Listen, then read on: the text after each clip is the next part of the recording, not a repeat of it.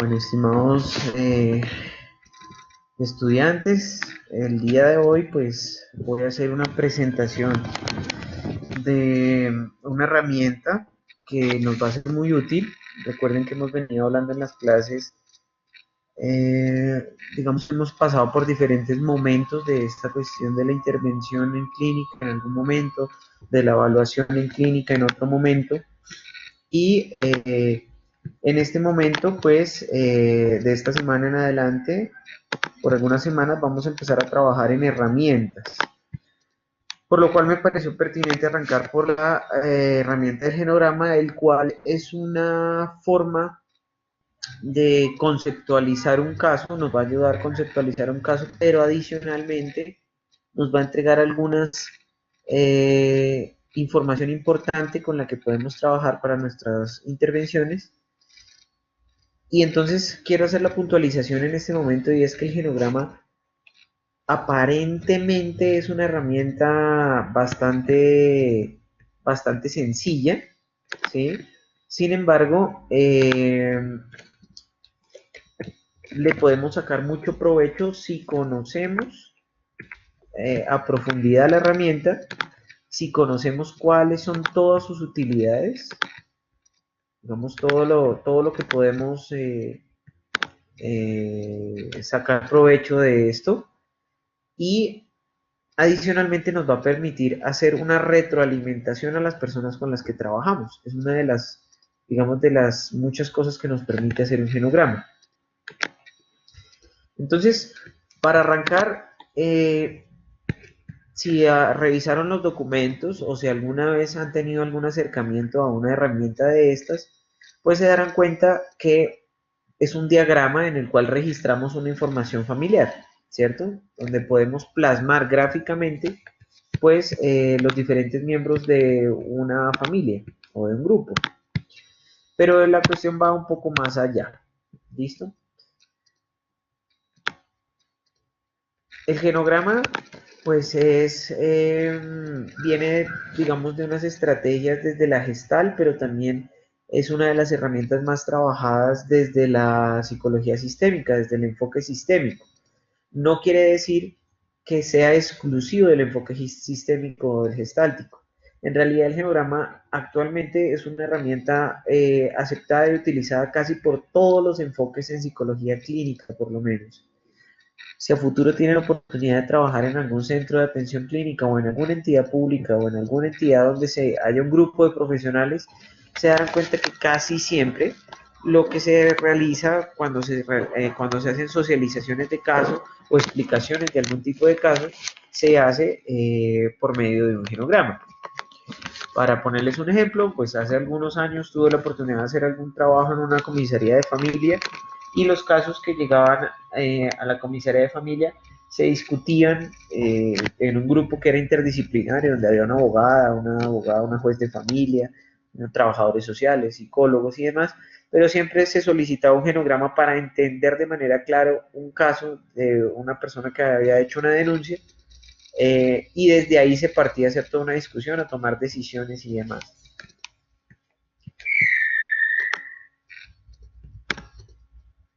Entonces, un genograma nos va a permitir tener una visión de la estructura familiar, de diferentes momentos del ciclo vital, ¿sí?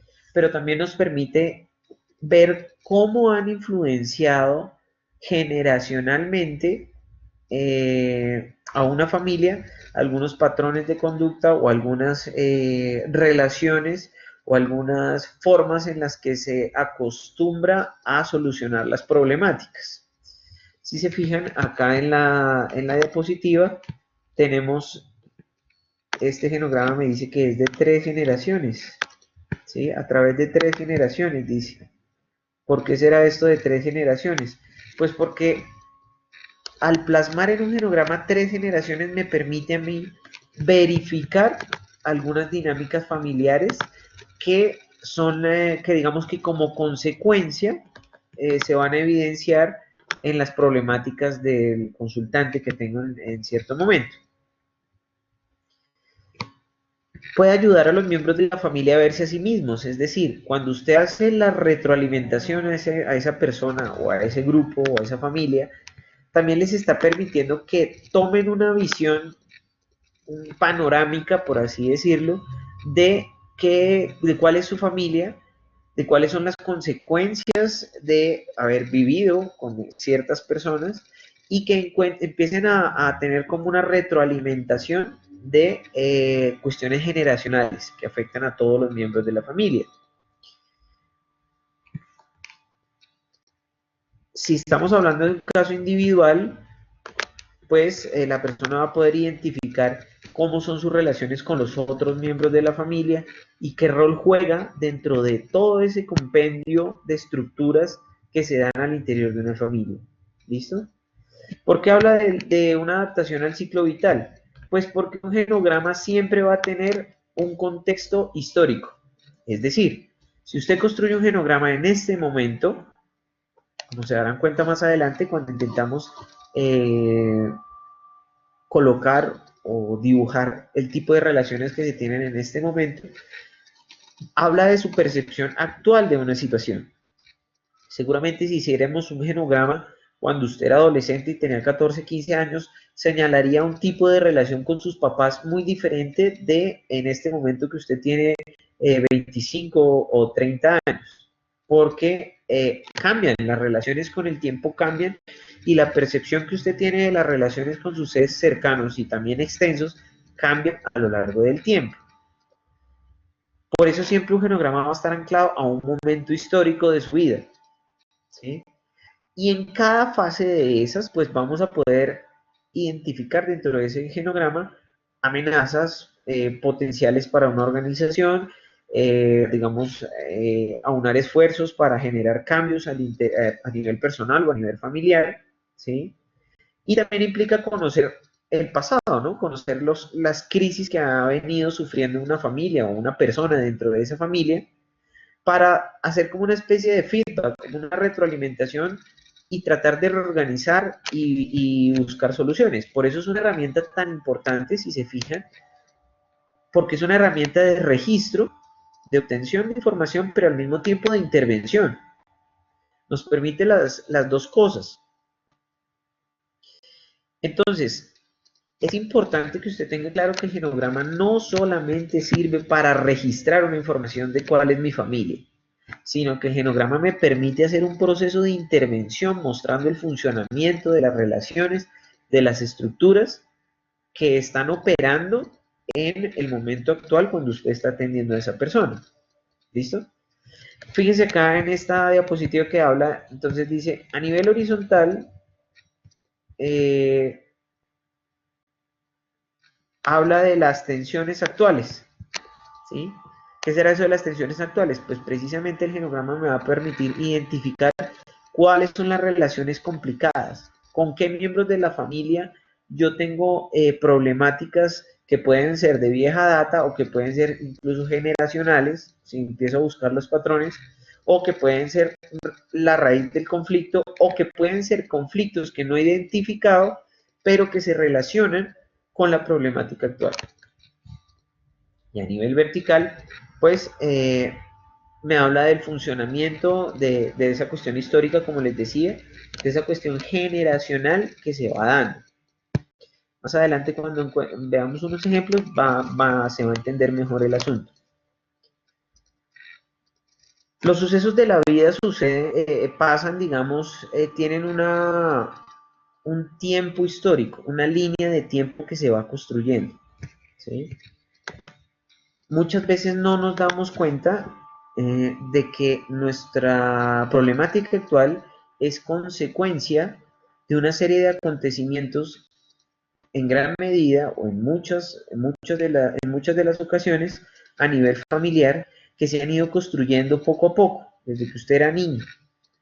Y si usted tiene la opción de echar de ahí para atrás, puede evidenciar que existen relaciones a nivel de familia extensa y también de los estilos de crianza que han tenido sus padres y sus abuelos, ¿sí? No es para nadie un secreto que la generación de nuestros padres tuvieron un estilo de crianza particular.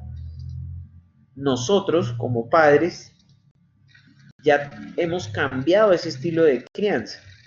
Mal que bien nos ha influenciado toda digamos, las nuevas tecnologías, pero también nos ha influenciado todos los avances de la ciencia y todo lo que nos dice, digamos, el sentido común y todo lo que nos dice también la literatura académica y demás.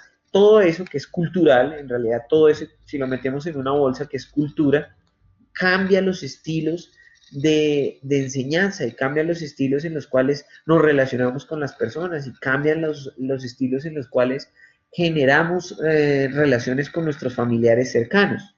¿Sí? Para nadie es un secreto que en la generación de nuestros padres, a muchos de ustedes, incluido, me incluyo en ese paquete seguramente de muy niños, todavía está muy aprobado, digamos, el castigo físico dentro de los hogares, ¿sí? O sea, la pregunta directa es, levante la mano a cuánto les dieron juguete cuando niños. Si hiciéramos una evaluación seguramente a nosotros, por la crianza que nos dieron nuestros padres, hablaríamos de un aproximado de un 70% o un 80% de nosotros, alguna vez que hicimos alguna pilatuna, por ahí, aunque sea una palmada en la cola, nos tocó. Si hacemos ese mismo sondeo en la generación actual, seguramente va a disminuir un poquito ese porcentaje. No todo lo que quisiéramos, pero sí ha disminuido un poco, porque ha existido a través del tiempo toda una campaña respecto al maltrato físico, respecto al trabajo infantil también, ¿sí? Piensen en sus papás cómo concebían la cuestión del trabajo para los hijos, ¿sí? Ahora hay todo un discurso que políticamente tiene mucha controversia de, bueno, el niño debe aprender a trabajar, no debe aprender a trabajar, no tiene que hacer nada, entonces después no aprendió a trabajar, se quedó vago toda la vida. Bueno, existe una cantidad de discursos, pero lo que quiero resaltar es que esos discursos intervienen en las crianzas, están afuera en la sociedad, pero intervienen en las casas, intervienen en la forma como criamos a nuestros hijos. Y seguramente sus hijos y los hijos de sus hijos tendrán ya un estilo de crianza totalmente diferente. ¿Sí? Piensen nomás que si ustedes tienen hijos que hayan nacido después del año, no sé, del año 2000 por ahí para acá, pues ya esos chicos nacieron influenciados y bajo un ambiente tecnológico que no existía para nosotros, ¿cierto? Toda esta cuestión de las nuevas tendencias en comunicación, en TIC y toda esta cuestión. Cuando nosotros nacimos eso no existía, no existían celulares, no existía internet, ¿sí? Y sus papás mucho menos y sus abuelos mucho menos. Entonces son cambios culturales que influyen en la historia familiar. Y cuando vamos a empezar a mirar el genograma, nos vamos a dar cuenta que al decir que la cultura permea la estructura familiar, pues eso se tiene que evidenciar en una problemática puntual que se nota al interior de la familia. ¿Ya?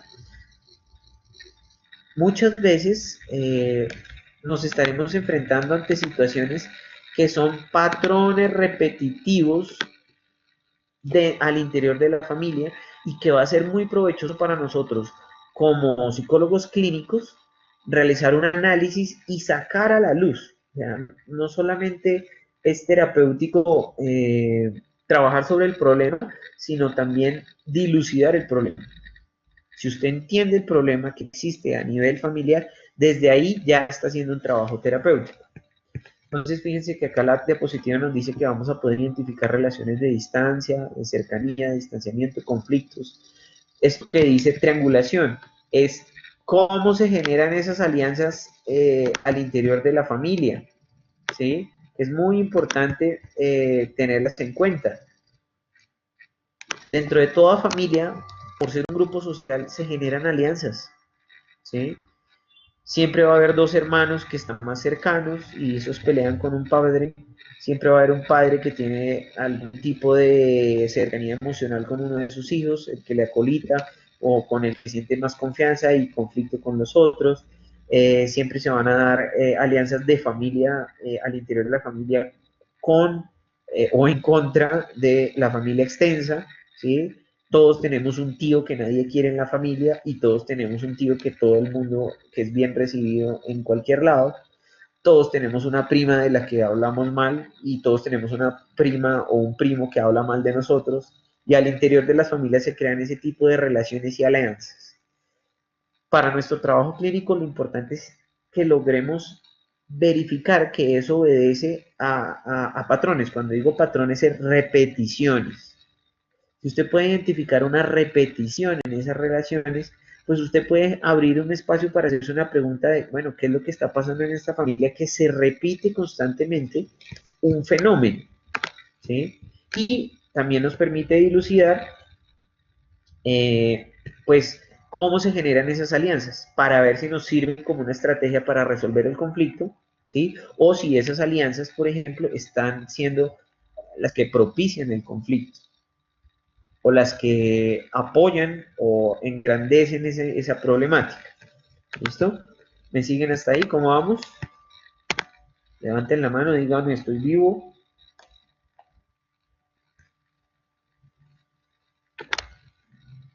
Eso, muy bien. Listo. Luz Ángela dice, estoy viva. Muy bien. Natalie dice que bien. Y el resto, quiero saber si están eh, prestando atención o están perdidos. Bueno, ok. Jacqueline, bueno. Muy bien. Entonces, si en algún momento tienen alguna pregunta, la hacen directamente ahí en el chat, que yo estoy aquí leyendo, ¿listo? Entonces, crear un genograma, como nos dice la diapositiva, supone 3 niveles en los que vamos a graficar y a trabajar. Un trazado de la estructura familiar, que es el dibujo, la realización del dibujo. Un registro de la información. ¿A qué se refiere el registro de la información? Pues que en el ejercicio de dibujar tenemos que hacer toda una indagación. Y en esa indagación ya hay una, digamos, ya hay una forma de intervención. ¿Mm? ¿Qué quiere decir esto? Si la tarea para ustedes va a ser crear su propio genograma, pues usted obviamente va a empezar a recabar información de su círculo familiar más cercano, de su mamá, de su papá, sus hermanos, con las personas con que vive. Si usted es casado y sus hijos, bueno. Pero hay una familia extensa que debemos registrar y se necesita empezar a hacer todo un proceso de indagación que ya hace una apertura a un tema que muchas veces ha quedado como flotando, por ejemplo. Muchos secretos de familia se mantienen flotando, se mantienen ocultos durante mucho tiempo y hasta que usted no pregunta nunca se enteró, ¿sí? Entonces, cuando usted va y le pregunta a su mamá, oiga mamá, ¿y mi abuela cómo era con sus hijos? ¿Sí? Eso ya abre una discusión que si alguno de ustedes la ha tenido, pues se dará cuenta que existen datos interesantes a nivel psicológico ahí. ¿Sí? Y si nunca la ha tenido, pues en el momento que va a hacer la pregunta se va a encontrar con diferentes posiciones de esa mamá o de ese papá. No, pues mi mamá nos trataba así, así, así, quejas, reclamos, o se encuentra con directamente con, no, no quiero hablar de eso. ¿Por qué? Porque eso fue terrible, mi mamá fue muy mala o fue muy buena. Bueno, eso abre un campo para el diálogo, en realidad, el diálogo sobre la familia. ¿Sí? Y si usted ancla este tema del genograma con lo que hemos venido hablando antes en la clase, de este tema, digamos, de la comunicación, de poder recabar buena información, de poder ser empático para solicitar una información, de que la otra persona se sienta agradado con usted, pues es el momento de ponerlo en práctica para poder hacer una construcción adecuada del genograma. ¿Listo? No me cambien, me están cambiando las diapositivas. Eh, Luego de que tenemos esa estructura familiar, esa estructura, esa información recabada, pues también tenemos que hacer una graficación, un dibujo de las relaciones familiares. Entonces, no es solamente identificar que tuve 8 tíos y la edad de mis 8 tíos, sino tratar de identificar cómo eran las relaciones entre esos tíos, de esos tíos con las otras personas y demás. entre más enriquecido sea la información, me va a permitir hacer un análisis mucho más profundo. ¿Listo?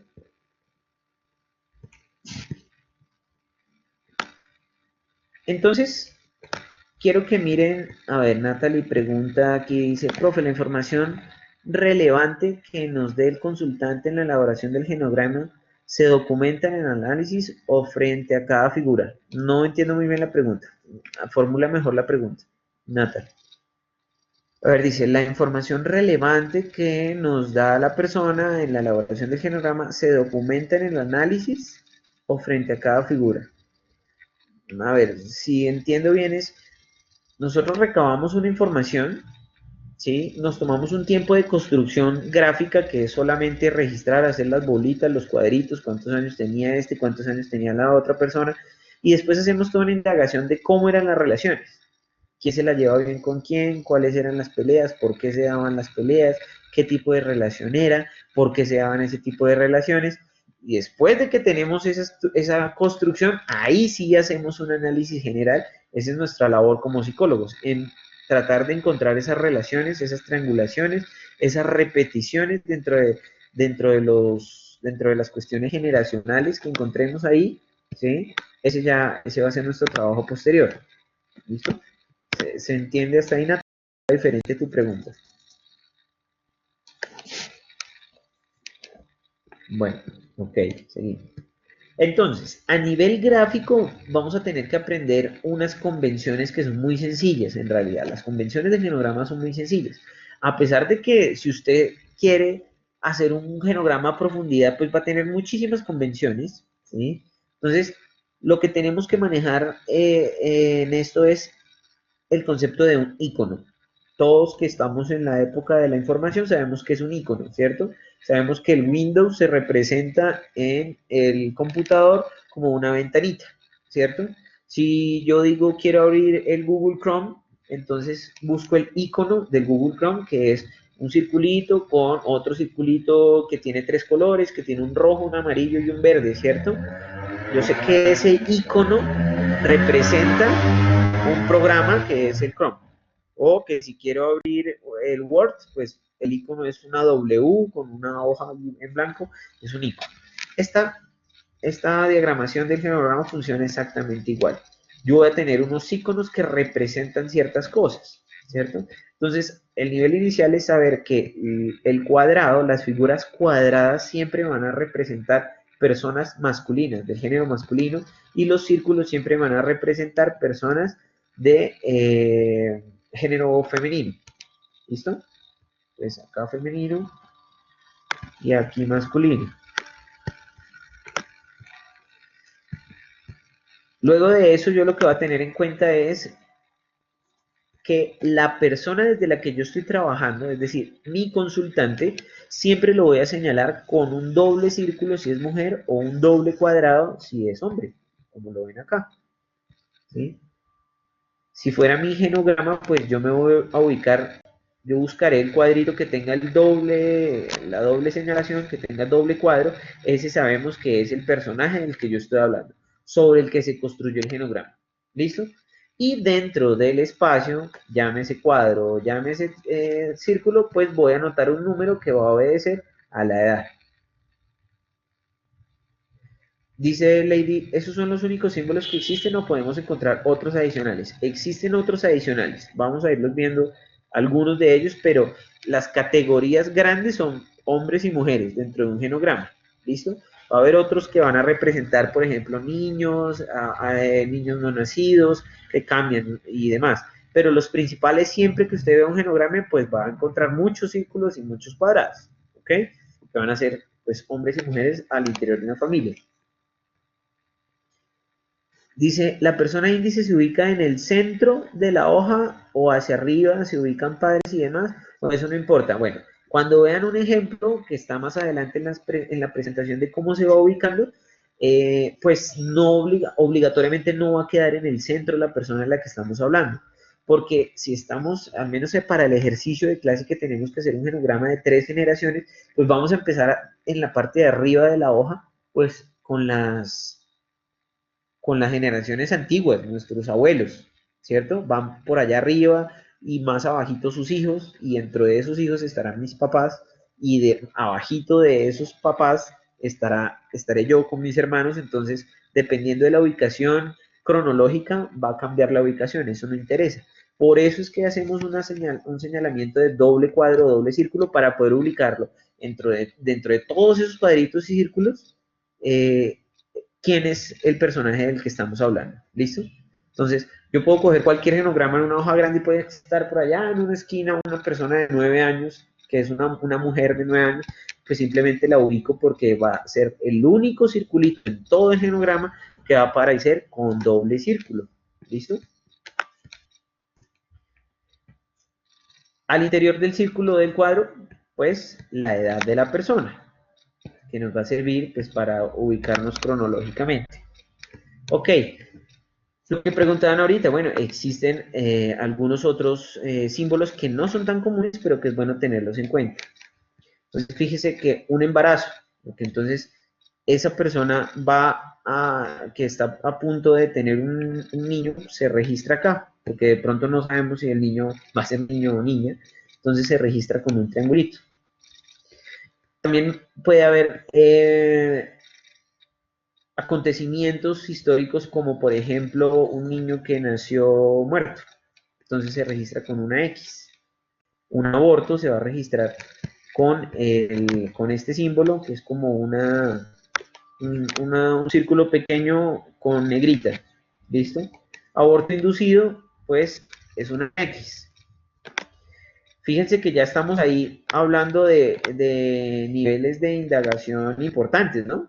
Porque usted cómo va a poner en su genograma estos dos símbolos si no ha hecho esa averiguación, y eso ya va a abrir una discusión importante. Y si estamos trabajando en clínica respecto a la persona que tengamos al frente, y bueno, llegamos a este tema que va a ser algo complejo, pues ya nos da la pauta digamos, para saber cómo manejó la familia esa cuestión del aborto, qué repercusiones ha tenido, etcétera. Bueno, luego de que sabemos que la estructura es cuadros, hombres, mujeres, círculos, vamos a empezar a relacionarlos. ¿Listo? Entonces, fíjense aquí en esta primera parte de la diapositiva, entonces me aparece, esto es un matrimonio. Esperen que no se quede. Entonces, un matrimonio es una persona que se casó, hombre, una mujer, y están conectados por esta línea, ¿cierto? Quiere decir que hay una relación entre esas dos personas. Si esa relación ha sido con separaciones y divorcios, entonces yo pongo esta rayita aquí en el medio para señalar que hubo una separación. Si es un señor que ha tenido varias esposas, pues fíjense en este ejemplo. Cronológicamente se va poniendo desde la más nueva al lado izquierdo, si se fijan, esta mujer de 55 años, hasta aquí la de mayor edad. ¿Listo? Entonces, este señor se entiende que vivió con esta persona, que también tuvo una relación con esta persona y que también tuvo una relación con esta persona en diferentes momentos de su vida. Si notan, el gráfico tiene dos rayitas atravesadas acá, quiere decir que se separó, que esa relación ya no está vigente, que terminó. Esas barritas horizontales me señalan es que ya terminó esa relación. Es decir, este señor tuvo 3 relaciones importantes en su vida y se separó de las 3. En ese ejemplo. Igual para las mujeres se maneja siempre hombres. Si se fijan, se darán cuenta que hay una estructura también lógica, y es que todos los registros que yo hago de los hombres, de los cuadrados, siempre están al lado izquierdo, y de mujeres siempre están al lado derecho. Entonces, si es la señora la que tuvo varias parejas hombres, entonces la señora va a ponerse acá, y esta señora tuvo una relación con este, tuvo una relación con este, tuvo una relación con este, y todas las 3 son separadas, ¿sí? O terminadas. Si esta señora mantuviera todavía esta relación, si esta relación estuviera vigente, esta que estoy señalando, pues no estaría este señalamiento, sino que estaría solamente las líneas sin las barritas horizontales, al estilo de este. ¿Ok? ¿Me siguen hasta ahí? Les está apareciendo el puntero con colorcitos, ¿no? Perfecto. ¿Listo? Bueno. Entonces, ya aquí tenemos una construcción básica de una relación, ¿no? Hombres izquierda, mujeres a la derecha, ¿sí? Lo normal es, ustedes pueden encontrar la edad así descrita como está en las diapositivas, M80, digamos, mujer de 80, o lo más sencillo es escribirla dentro de la bolita, ¿sí? Entonces yo, por ejemplo, sé que este señor tiene 49 años, uy, con esto no puedo, bueno, puedo intentarlo, tiene 49 años y que aquí la señora tiene 48, entonces lo registro así, 48, lo logré. ¿Listo? El 4 quedó raro. Bueno, 48 años. Se registra dentro de las bolitas y es más fácil, digamos, saber las edades. ¿Listo? Entonces ya tenemos una estructura de relaciones y de saber los géneros dentro del genograma. ¿Listo?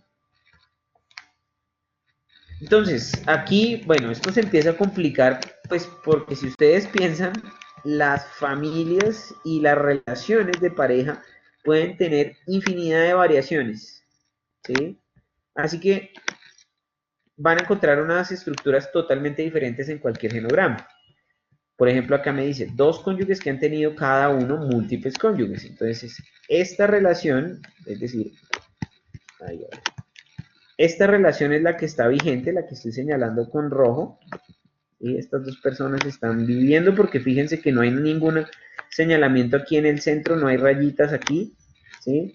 Entonces, ellos están actualmente viviendo juntos, este señor y esta señora, pero el señor ha tenido una relación anterior con esta señora y con esta señora que terminaron las relaciones.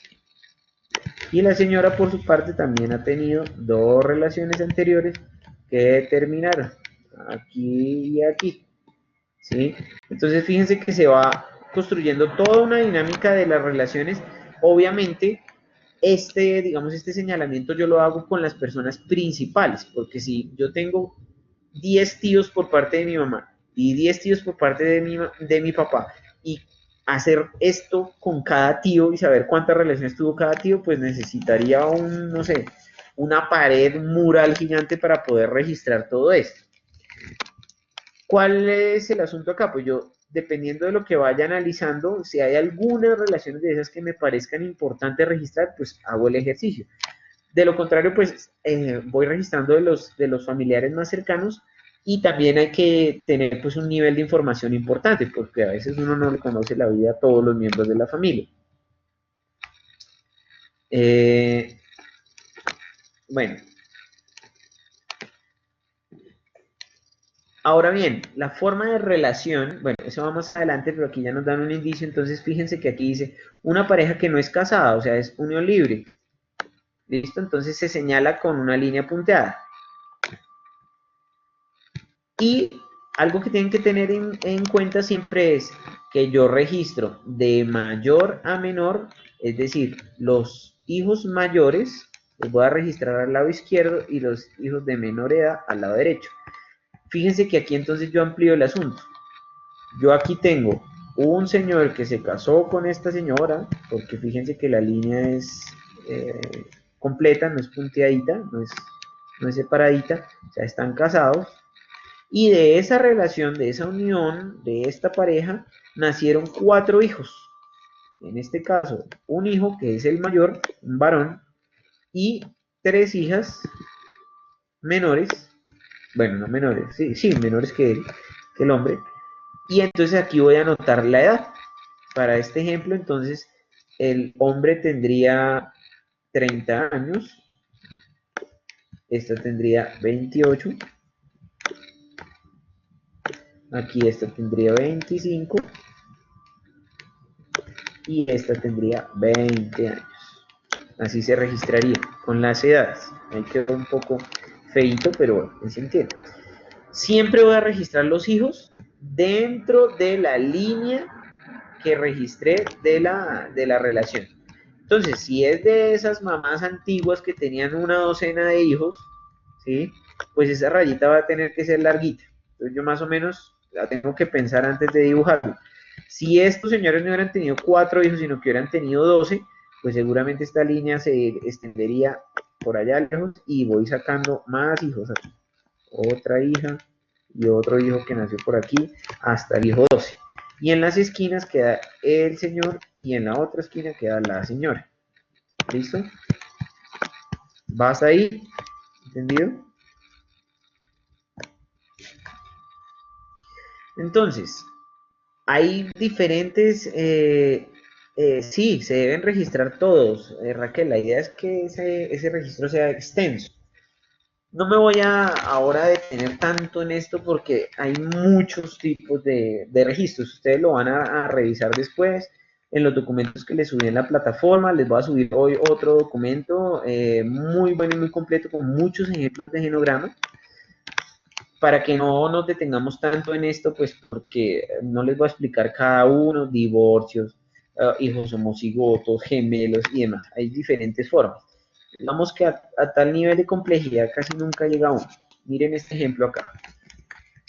Este es un señor conocido de todos nosotros, ¿sí? No hay intentos de publicidad aquí, pero me pareció importante.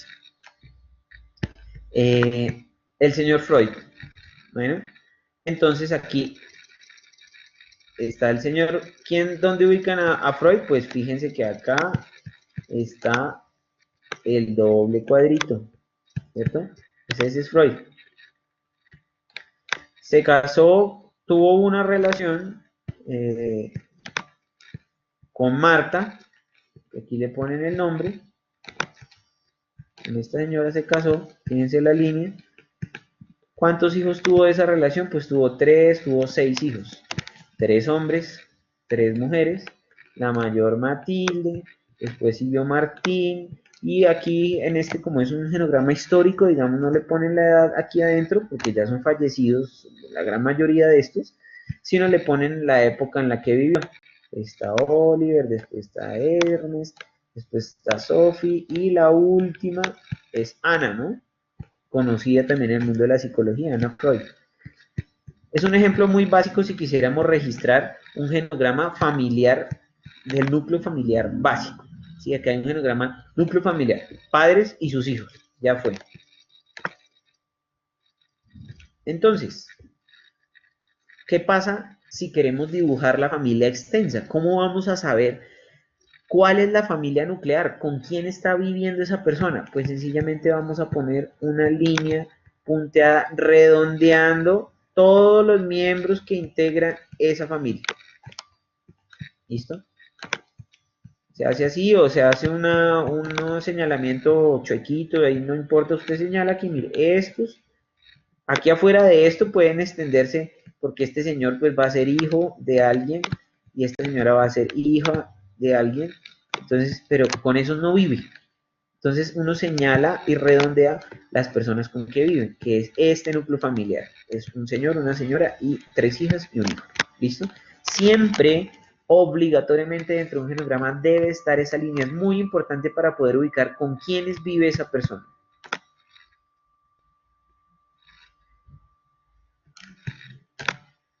Bueno. Fíjense en este genograma. Entonces aquí ya está un poco más denso, ¿no? Entonces, fíjense en el nivel de complejidad al que llegamos. Entonces, este es un ejemplo que no lo vamos a mirar todo, sino que quiero que se den cuenta que hay un señalamiento de la familia nuclear. Entonces, fíjense, es el mismo genograma de Freud. Aquí está el señor Freud, al lado izquierdo. ¿Sí? Pero aquí está su esposa y aquí están sus hijos, pero ¿quién aparece por ahí? A ver, ¿quién me dice el nombre de un miembro que vivió con ellos, ¿sí? Pero que no era del núcleo, sí era del núcleo familiar, digamos, cercano, pero que pertenecía a, digamos, a la familia extensa. Muy bien, Sandra. Entonces, Mina, está apareciendo acá. ¿La ven? Es una chica de 28 años, ¿sí? Que es hija de, más bien, es hermana de Marta. ¿Listo? Es hermana de Marta. Si se fijan, ellas dos vienen de este núcleo de aquí arriba, ¿sí? Es decir, estas dos personas son los padres de Marta y entonces la hermana de Marta vivía con Freud, en la casa de Freud. Entonces se señala esta línea que ven aquí punteadita, es importante porque me va a señalar quiénes son los que vivieron en esa casa. Bajo ese techo vivían los hijos de Freud, la esposa de Freud y adicionalmente una cuñada de Freud. ¿Listo? Y todo este resto de personas que aparecen acá, pues son por el lado, miren, fíjense, eh, la, la diferencia entre la familia de Freud, ¿sí? Freud viene de una familia donde este señor se casó con esta señora y tuvo todo este chorrero de hijos. Freud era el tercero, fíjense que es el tercero, ¿sí? ¿Cuántos hijos eran? Uno, dos, tres, uno que nació muerto, cuatro, cinco, seis, siete, ocho, nueve, 10 hermanos tenía Freud. Por el otro lado, en cambio, Marta tenía solamente 3 hermanas, ¿sí? Solamente con ese dato usted ya puede hacer una inferencia de muchas cuestiones a nivel familiar, ¿sí? Porque es diferente usted venir de una familia con 10 hermanos que con un hermano o con 2 hermanos. La crianza, la forma como se dan los apegos dentro del vínculo cercano es totalmente diferente a cuando son tantos, ¿listo? Actualmente es bastante raro, digamos, en nuestra sociedad encontrar unas familias tan extensas, pero cuando ustedes hacen sus genogramas encontrarán o que su mamá tiene 10 hermanos o su abuela tuvo 20, fácilmente. Luz Ángela dice, profe, Sally, Kenner y Rebeca, ¿qué pasa con ellos? ¿Dónde los estás viendo? Ah, Sally y Rebeca, ya las ubiqué. Según esto, son relaciones que tuvo este señor con ellas. Aquí puede ser o que el genograma está mal y no ponen estas barritas, o que lo que señala el genograma es que esas relaciones las mantuvo, eh, digamos, al tiempo. ¿Sí? O sea, esta señora era la oficial y estas pues eran las no oficiales, por usar término técnico. Ustedes ya saben cuál es el otro término. Pero deben tener en cuenta, y aprovecho entonces para decir lo que es muy frecuente, digamos, en estos genogramas de esta época, ¿no? Recuerden que estamos hablando de una persona por allá, del papá de Freud de 1800 y piquín, ¿no? 1815, en los que era, digamos, bastante común en que el señor se supiera que tenía sus concubinas, su esposa y demás, y pues incluso socialmente era aceptado, digamos, aceptado y normalizado para los hombres de esa época. Entonces puede ser así. Esto sería un caso extraño, digamos, no extraño, más bien conflictivo en nuestra época, ¿no? Si esa información se tiene, pues bueno, ya también podemos hacer inferencia de ahí de que si eso generó problemas o no en una familia moderna, por ejemplo. Bueno, entonces, registramos toda esa información. ¿Listo? Esa es la parte uno, registrar esa información, indagar, recabar esa información y plantearla ahí. Lo importante ahora va a ser, lo que va a complejizar eso, es que vamos a tener que señalar qué tipos de relaciones tenían los miembros de la familia, cómo funcionaban esos miembros de la familia y si existieron sucesos críticos, digamos. ¿Sí? Entonces, ¿cómo lo vamos a hacer? Por medio de líneas, es decir, diferentes tipos de línea me van a señalar diferentes tipos de relaciones.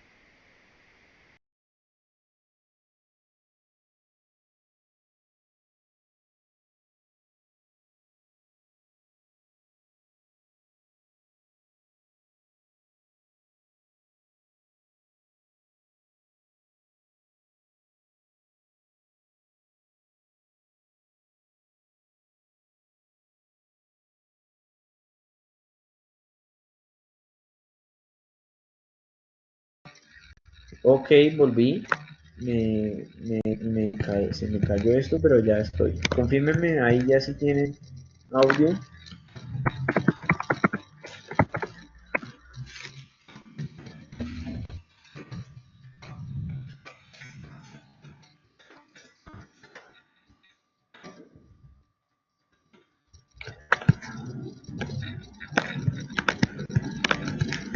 Estamos listos, seguimos pues.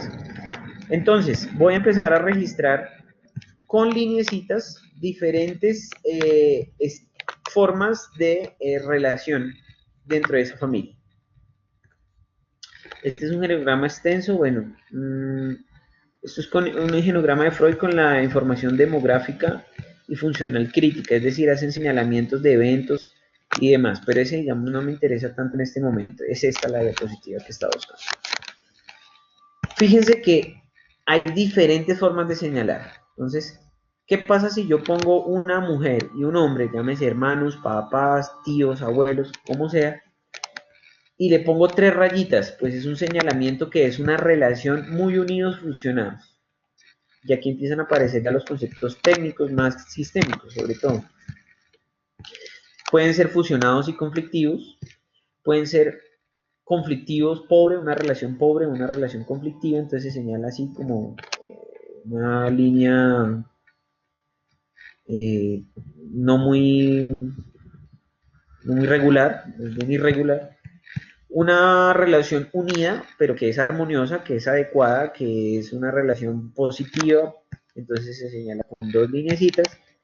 Una relación que está rota, que están separados los dos miembros de esa relación, se señala de esta manera. ¿Sí? Y si es distante, se señala de esta manera. ¿Listo? Fíjense la diferencia entre estar uno separado de alguien y ser distante de alguien. Es diferente. Apartado es, no me volví a ver con mi hermano desde hace 10 años. No sé de qué es la vida de ese señor. Nunca he hablado con él. ¿Sí? Lo conocí y quién sabe qué se hizo. Eso es apartados o separados. Distante es, pues sí, yo me lo encuentro con él todas las navidades, en qué trabaja, y qué hace, pero pues no nos tenemos mucha confianza. ¿Listo? No es que sea mi mejor amigo y demás. Eso es distante. Muy unidos o fusionados son relaciones en las que vivo con mis papás todavía, ¿sí? Pero específicamente con mi mamá es una relación muy, muy cercana que es casi, dice fusionada, es que es casi simbiótica todavía. Mi mamá está pendiente de mí, me hace el almuerzo, me manda la lonchera, yo estoy pendiente de ella, la acompaño a todo lado, ¿sí? Pero yo detecto que esa relación es armoniosa, ¿sí? Yo la detecto como positiva. Fusionados y conflictivos es, pues sí, vivo con esa señora, vivo de esa manera, ella está muy pendiente de todas mis cosas, yo también estoy muy pendiente de ello, pero en realidad no funciona mucho porque ella es sobreprotectora. Cuando llevo mis novias a la casa, entonces esta señora me la saca, dice que esas son unas vagabundas, que no me convienen y demás, y hace toda una cuestión para que yo no me junte con otras personas porque a ella le interesa es que yo esté ahí siempre acompañando, ¿sí? Eso sería fusionado conflictivo. Bueno, uno de los ejemplos. Entonces, ese tipo de relaciones me van a arrojar más o menos un genograma como el que están viendo en este momento. ¿Sí? Usted rápidamente va a poder ubicar que Freud tenía una relación con su mamá, ¿cierto? Fíjense, esta que les voy a señalar aquí en azul. ¿Cómo era la relación de Freud con su mamá? A ver, díganme ahí en el chat, ¿cómo sería? Según ese genograma.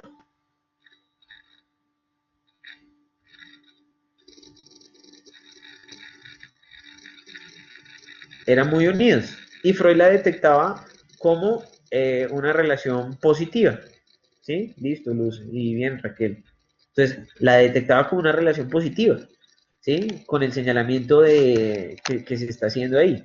Era una relación que él detectaba que era armoniosa. ¿Sí? Y en cambio, ¿cómo era la relación? ¿Cómo detectaba Freud la relación con su papá? ¿Cómo era? era distante, muy bien. Entonces, fíjense que en el genograma yo no tengo, yo no tengo que tener un escrito, como digamos con el que trabajamos en clase de un caso clínico, donde yo ponga a echar el carreto y entonces el consultante tiene una relación distante con su mamá, perdón, cercana con su mamá, la detecta como un apoyo y por su parte con su papá tiene una relación distante porque bla, bla, bla. No, aquí en el genograma me sintetiza rápidamente eso, ¿sí? Y yo puedo adicionalmente decir, pues mire, aquí se nota en este genograma que la relación de Freud con sus hijos, pues no tiene ningún señalamiento, pero sí es importante este señalamiento que me están haciendo, vea. Freud y Ana Freud y Sigmund eran muy unidos, la detectaba como una relación muy unidos, y pues si conocemos la historia, pues ya sabemos, Ana Freud siguió los pasos de su papá, fue una gran psicoanalista, hizo unos aportes importantes, todo lo que sabemos y como que todo lo que se estandarizó, por decirlo así, sobre mecanismos de defensa y demás, eso se lo debemos más a Ana Freud que a su papá. Uy, a ver, ¿qué pasó? Ok, uy, me borraron los colorcitos. Entonces, fíjense cómo yo puedo sintetizar por medio de un genograma cuáles son los estilos de relación de relacional de los miembros. Entonces, aquí también, ¿qué me señala? Mire, aquí tenía una relación conflictiva Freud con, ¿dónde está? Con Eli. ¿Quién era Eli? Pues otra, era también una cuñada, ¿sí? No sé, esa era la que le hacía mala cara en Navidad a Freud, seguramente. Él la señalaba así como una relación conflictiva, ¿sí? Entonces, imaginemos por un momento que este no es el genograma de Freud, sino que es el genograma de su consultante, del que usted tiene ahí al frente, y que ya ha hecho todo este proceso de recabar la información. Pues usted abre discusiones respecto, bueno, ¿y por qué es conflictiva esa relación con su cuñada Eli? No, pues es que lo que pasó fue que eh, ella le mete mucha inquina a Marta, que es mi esposa, le dice que yo no le convengo, ¿sí? Y usted abre una serie de discusiones, pero usted se está agarrando desde lo que está ahí, ¿sí? Eso por un lado. También puede discutir, bueno, por qué la relación distante con su papá, por qué la relación cercana con su hija, etcétera. Pero adicional, hay un tercer grado, digamos, de análisis. Ya vimos como el análisis 1, que es el análisis formal, tiene tantos hijos y demás. Análisis 2, las relaciones, los tipos de relaciones como las detecta el consultante. Pero hay un tercer nivel de análisis que es muy, muy importante y es mirar los patrones generacionales. Cómo se repiten las relaciones conflictivas y cómo se dan, cómo afectan a la persona ese tipo de relaciones.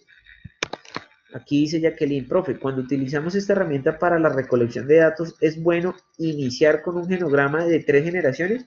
Lo ideal es lograr hacer un genograma de 3 generaciones para poder establecer relaciones causales firmes, para poder ver cómo eso generacional me ha afectado la problemática, ¿sí? Pues hay que tener en cuenta también que a veces no disponemos de toda la información, ¿sí? Pues porque mi mamá no conoce cómo fueron sus abuelos, porque murieron muy jóvenes y nunca se enteró cuántos tíos tuvieron.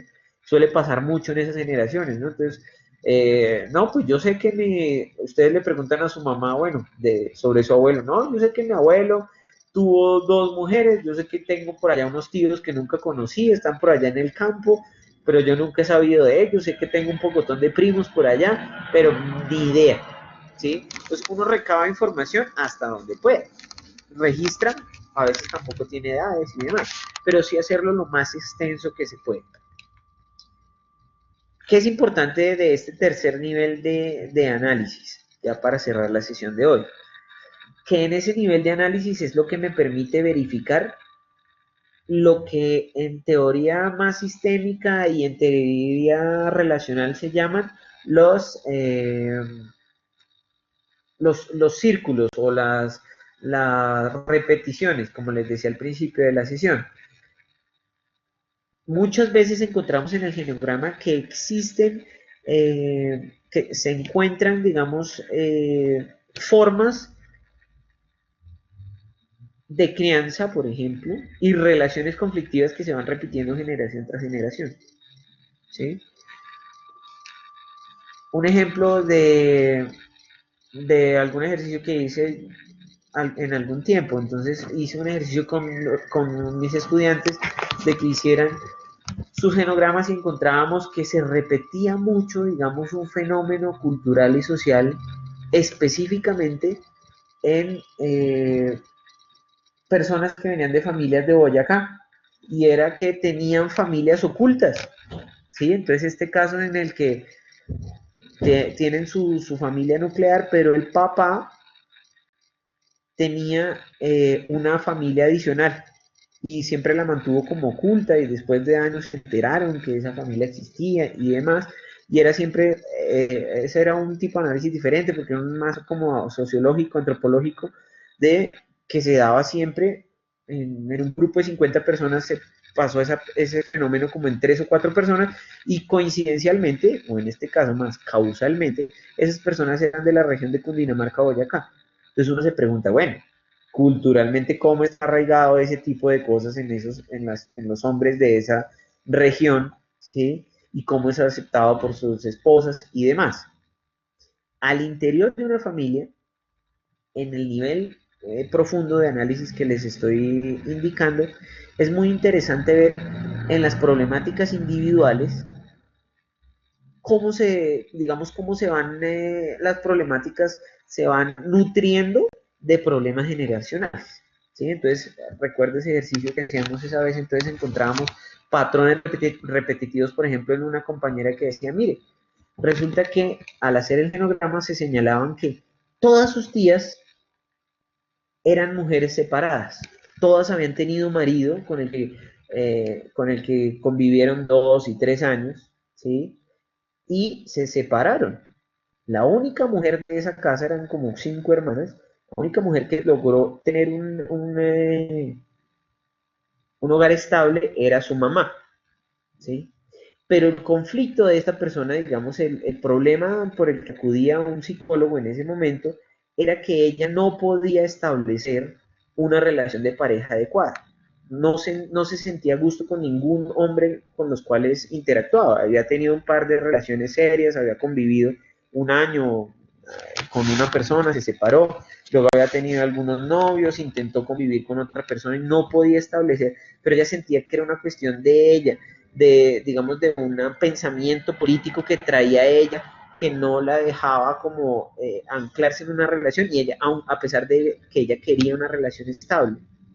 Y esa información del genograma de verificar de que todas sus tías eran separadas nos permitió abrir un diálogo respecto a, bueno, cuál es la concepción que tienen en esa familia de ser mujer y de ser mujer casada y de ser la mujer abnegada, o tiene más bien es una posición política de que la mujer no se debe dejar de nadie y entonces surgió todo un discurso en ella respecto, no, es que en mi familia, si yo me doy cuenta como me crió mi mamá y lo que yo veo en mis tías es que eran de Santander además, entonces es que no, que la mujer no se debe dejar de nadie, la mujer antes si le puede dar en la jeta a su marido, pues le da, pero no se deja de nadie y tiene que ser la berraca y demás.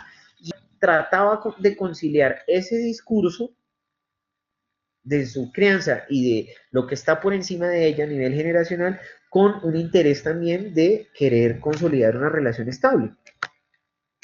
Entonces, fíjense cómo nos permite ese análisis verificar gráficamente, porque el ejercicio con esa persona fue, pues mire, aquí se nota que hay toda una, digamos, una forma de relacionarse de las mujeres que vienen por esa línea de su casa.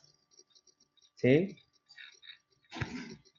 Entonces, otro genograma que recuerdo en este momento. Entonces, cuando empezábamos a ver las relaciones,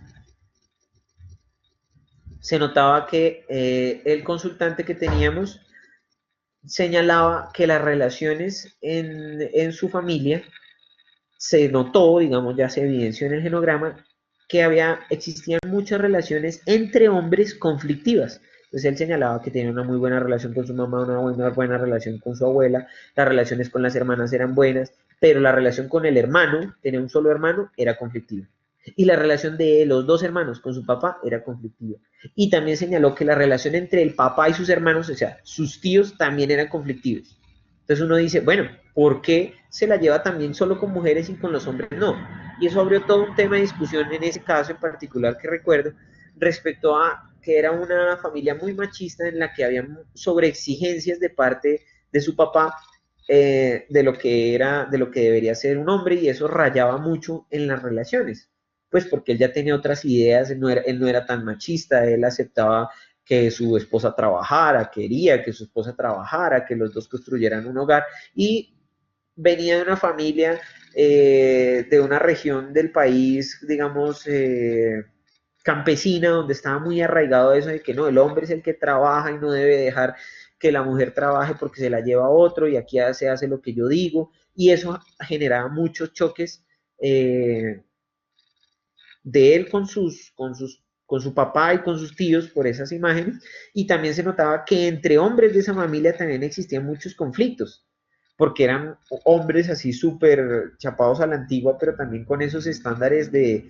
violencia, de que aquí en mi casa se hace lo que yo diga y si no, pues le doy machete al que se aparezca por acá. Entonces tenía una historia de que los tíos habían peleado por ahí en una Navidad y se fueron a los golpes, y eso había terminado en amenazas de muerte entre los tíos, ¿sí? Y eso sale y emerge, digamos, él encuentra esa, digamos, lo importante no es todas esas historias, sino que el consultante se da cuenta que existe una relación entre el género, es decir, mire, todos los hombres de esta familia se la llevan muy mal, ¿sí? Entonces tiene que ver algo ahí en la cuestión del género, ¿sí? Y lo hace a través del genograma, ¿listo? Bueno, aquí Luz Ángela dice, profe, ¿esas familias ocultas se registran de la misma manera o tienen símbolos diferentes? No, se registran de la misma manera. Se registrarían al lado del señor, que emerge otra relación hacia el otro lado, y ahí se registran los hijos y demás si se tiene esa información. ¿Listo? Entonces, para cerrar el día de hoy, lo que quiero que les quede es que el genograma nos sirve para indagar información, para analizar información, para abrir una discusión respecto a muchos procesos que se dan ahí, ¿sí? Así que yo voy a volver sobre ese genograma. Es como un mapa de la vida de esa persona sobre el que yo puedo volver en diferentes oportunidades, ¿sí? En diferentes momentos del proceso clínico también lo puedo hacer. Y también en diferentes momentos de la vida también lo puedo hacer. Hay un ejercicio en el libro que les va a pasar, creo que hay algunos ejemplos de genogramas a través del tiempo. Entonces, la construcción de mi genograma cuando tenía 16, cuando tenía 25, 35, referentes al ciclo vital, porque cambian esas relaciones. Es una manera de sintetizar mucho, y algo que no les había nombrado para que no se me escape para cerrar es, el genograma nos sirve para comunicarnos entre profesionales. Porque si yo les muestro yo no tengo que contarles toda la vida de Freud, pero yo les digo, mire, el día de hoy voy a venir a hablarles, supongamos que Freud sea nuestro consultante, del señor Sigmund, del señor Sigifredo en nuestro caso. Entonces el señor Sigifredo tiene un problema así, así, así, así. Con este mapa ustedes ya lo saben, cuál es su familia, de dónde viene, qué problemas ha tenido, con quién se la lleva bien, con quién se la lleva mal, quién puede ser una persona de apoyo en el proceso y demás, ¿sí? Si este fuera un centro de atención, pues diría, mire, compañeros, hoy les quiero compartir esto porque quiero una opinión profesional de ustedes, porque no sé muy bien cómo resolver esto. Entonces, mire, este es el caso. Y pum, pone su gráfico del genograma. Entonces, todos se contextualizan y le opinan, ¿sí? Entonces, oiga, pero fíjese que con su hija Ana, cómo es esa relación, es muy unida. Eso nos podría, supongamos que esa persona vaya con un problema de que lo echaron de la casa, ¿sí? Entonces, bueno, pero miren, este señor Sigifredo podría hablar con Ana para que le haga un anclaje y pueda empezar a reestructurar o a construir nuevamente un puente de comunicación con todos los demás miembros de su familia. Estoy inventando cosas en este momento, pero suponiendo, pero parados en el gráfico. Aquí dice Angélica, profe, en este caso que se lo llevaba mal era con tanto él y con Alexander. Con él y sí se la llevaba mal, y con Alexander no lo ubico a Alexander. No, no, Alexander no, es la línea que pasa. Se la llevaba mal con Eli, y también si se fijan se la llevaba mal con Ana, pero no Ana su hija. sino con Ana, su hermana. ¿Sí? Vea, por ejemplo, ahí yo podría decir, vea, este berraco se la llevaba muy mal con su hermana Ana, y igual le puso Ana una hija de él y se llevaba muy bien. Un mecanismo de compensación, diría yo como psicoanalista, bueno, eso ya es otra cosa. Pero lo importante es que ustedes tengan en cuenta que no solamente el genograma es de registrar para saber que tiene una hermana, que tiene 5 tíos y que tiene y que el papá se murió, sino que lo importante del genograma es las relaciones, cómo lo han afectado las relaciones y mirar las consecuencias de eso en la persona que tengo al frente. ¿Listo? ¿Estamos hasta ahí? ¿O todos ya se esfumaron? Ok. Entonces, van a ir a su plataforma y van a encontrar que el trabajo para esta semana va a ser realizar su genograma a nivel personal. ¿Qué me van a subir ustedes a la plataforma? Es decir, todos van a tener que hacer su genograma individual de su familia, el suyo hasta la tercera generación, es decir, sus papás y sus abuelos. Leen muy bien la documentación y van a hacer su genograma. Luego, el ejercicio que va a estar, que la plataforma está disponible hasta el día sábado, va a estar abierta, es escoger un genograma, se van a hacer en grupos de 3 o 4 personas, y escoger un genograma de alguno de los miembros del grupo y van a hacer un análisis profundo de ese genograma. ¿Listo? Se van a poner de acuerdo, el que más haya recolectado información, un genograma amplio, el que más bonito les haya quedado, como quieren, y van a escoger ese genograma, me lo van a cargar a la plataforma, o sea, la tarea es subir el genograma de uno de ustedes, que va a ser el representante de un grupo de 3 o 4, y ponen el genograma gráfico y adicional ponen un análisis profundo de ese genograma. ¿Qué dedujeron?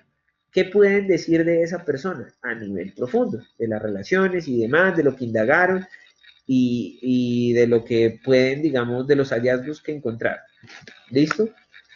Hay un programa, un software que les va a permitir hacer el genograma de una manera muy fácil y se llama el GenoPro, para que lo busquen por ahí en internet. Es un software que creo que es de libre acceso incluso. Este genograma que está aquí de la familia Freud es hecho en ese software, GenoPro. Es un estilo, es muy fácil porque es como estilo Paint. Entonces usted le mete como, le dice, un hombre de 35 años y pum, él le saca ahí el cuadrito, casado con tan, y le va sacando las rayitas. O sea, él ya tiene todas las, digamos, los iconos que usted puede utilizar. Si quieren y quieren aprender a hacer un genograma más profesional, pues utilizan ese software, simplemente lo buscan por Google, GenoPro, lo descargan, lo instalan, le echan una ojeada y lo van a aprender a manejar muy fácil. Sí, el GenoPro permite hacer muchas variaciones de las líneas de colores. Este tiene todos los iconos que ustedes quieran. Y en internet pueden encontrar un manual, ustedes coloquen en manual GenoPro en Google y van a poder verificar que está el manualcito que también es muy sencillo de cómo realizar un genograma en el software. Hay otros software para realizar genogramas, pueden buscarlos a ver si encuentran alguno que les parezca sencillo, simplemente colocan en Google software, así, software para genograma y les va a arrojar una lista de software para genograma, sí, y les va a arrojar una lista de programas que pueden utilizar con el que se sientan más cómodos si quieren que sea un poco más gráfico y más bonito. Si no, la sugerencia es hágalo a mano. ¿Cómo lo hace a mano? Una hoja milimetrada de las que venden en la miscelánea, una hoja milimetrada y aprovecha, digamos, que le permite la hoja hacer los cuadritos igualitos y demás, y lápiz y papel, una regla y señalar con colores las diferentes relaciones y demás, ¿sí? O en una hoja en blanco grande, dependiendo de lo extensa de su familia y lo grande o pequeño que escriba usted, ¿listo? La tarea, digamos, para el documento que tienen que subir, pues me deben subir entonces una foto del genograma, adjuntan esa foto, la pegan en Word, que quede bien bonito, que se pueda ver, y el análisis del genograma. ¿Listo? Si lo hicieron con el Genopro se lo arroja como esta diapositiva que ustedes ven, entonces es como una hoja de Word, ya lo insertan, queda como una imagen. ¿Listo? Esa va a ser la tarea y bueno, ya posteriormente en clase haremos también como una integración de un genograma al análisis clínico y al análisis de caso que vamos a desarrollar. ¿Listo? ¿Estamos hasta ahí? Perfecto. Entonces, no me queda más que desearles una muy feliz noche, darles las gracias por su asistencia y nos estamos viendo entonces en la próxima sesión presencial.